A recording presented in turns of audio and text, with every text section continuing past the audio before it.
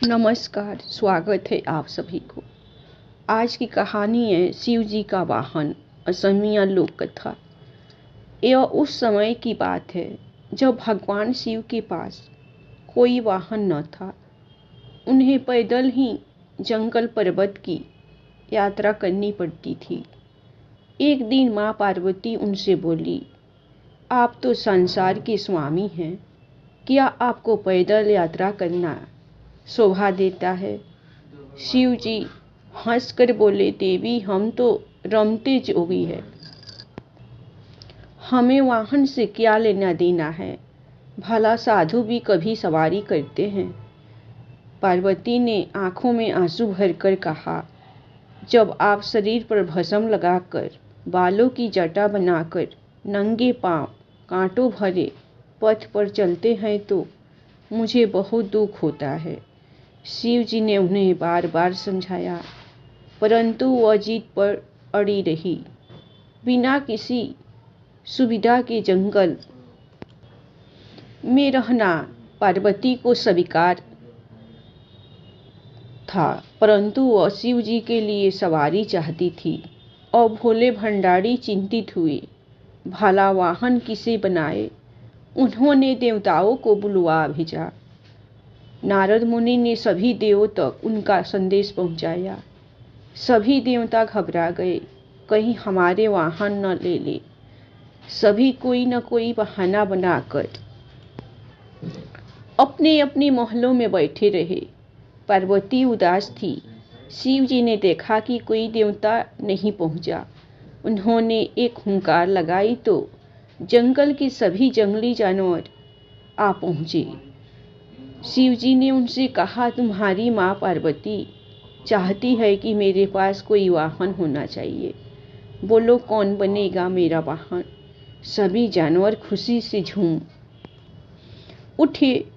छोटा सा खरगोश फुदक कर आगे बढ़ा, भगवान मुझे अपना वाहन बना ले, मैं बहुत मुलायम हूँ।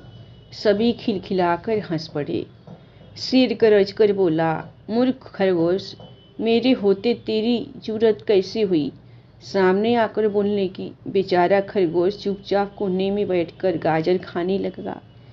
शेर हाथ जोड़कर बोला, प्रभु मैं जंगल का राजा हूँ, शक्ति में मेरा कोई सामना नहीं कर सकता, मुझे अपनी सवारी बना ले।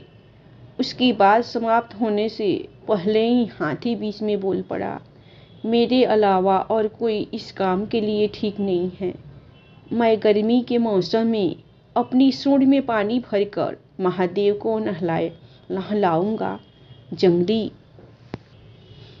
सुअर कौन सा कम था, अपनी थूथन हिलाते हुए कहने लगा, शिव जी मुझे सवारी बना लो, मैं साफ सुथरा रहने की कोशिश करूंगा।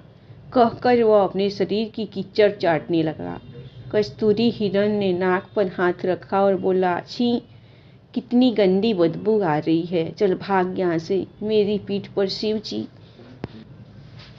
सवारी करेंगे। उसी समय सभी जानवर अपना अपना दावा जताने लगे।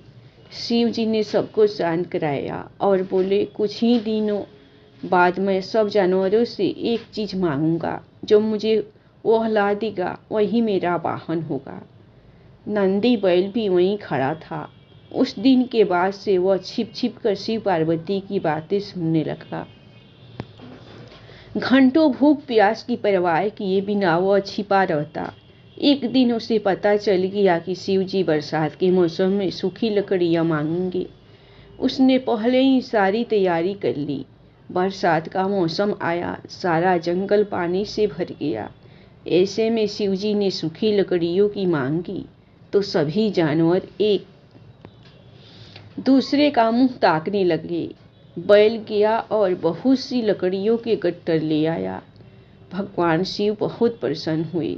मन ही मन वे जानते थे कि बैल ने उनकी बातें सुनी हैं, फिर भी उन्होंने नंदी बैल को अपना वाहन चुन लिया। सारे जानवर उनकी ओर माँ पार्वती की जय जयकार करते लौट गए। धन्यवाद।